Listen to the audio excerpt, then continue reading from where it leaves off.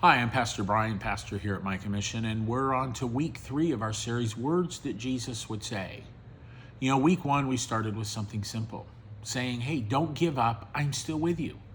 And for some of you, that wasn't just a message, it was something you held on to just to get through the week. Life didn't get easier and things didn't magically change, but something shifted in you when you realized that you are not alone. And then last week, we took a step forward and heard the words of Jesus that said, hey, listen, there's more in you than you see in yourself. And maybe that stirred something in you, maybe some hope, some possibility, maybe even the courage to take a step you'd been nervous about.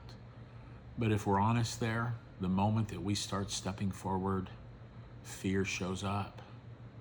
Because it's one thing to believe that there's more in you. It's another thing to trust it. It's another thing to trust that you're actually going to be okay, and that's where a lot of us live. We live like everything depends on us, like we're holding it together. We have to figure it out. We have to manage those outcomes, doing everything we can to keep things from falling apart. And if we're honest, we're just exhausted, not just physically, but emotionally, mentally, spiritually, because the things we carry, we were never meant to carry. But we don't always see it because it feels like it's responsible to carry those. It's necessary.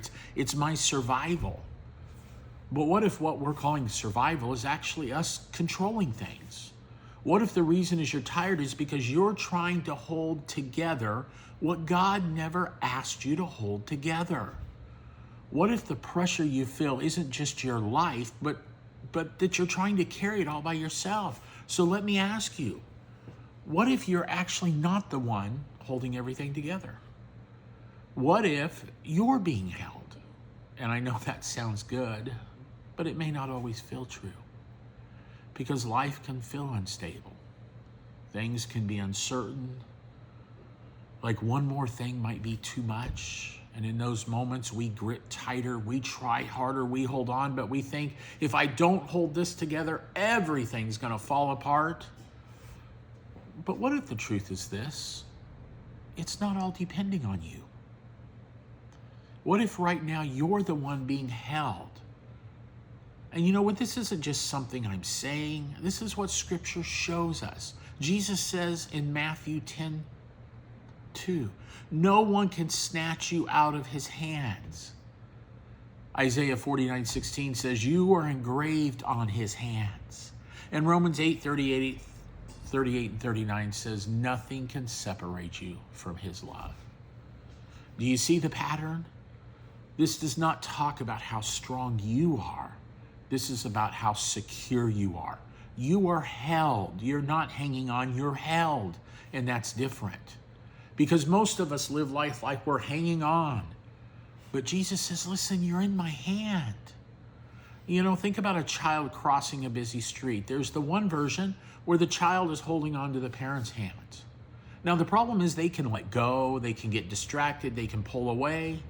But the other version shows a parent holding the child's hand. That's different. That's secure. That's stable. That's you in Jesus' hands. You're not barely hanging on, you are being held. But I know sometimes it just doesn't feel like it. Life gets hard and we feel forgotten. Things don't change and we wonder where God is. You know, have you ever prayed and waited and nothing seemed to happen? And in that silence, it didn't feel like God was holding you at all, but it felt like he was gone. But hear this, silence is not the same as absence. Just because you don't feel him doesn't mean he's not holding you.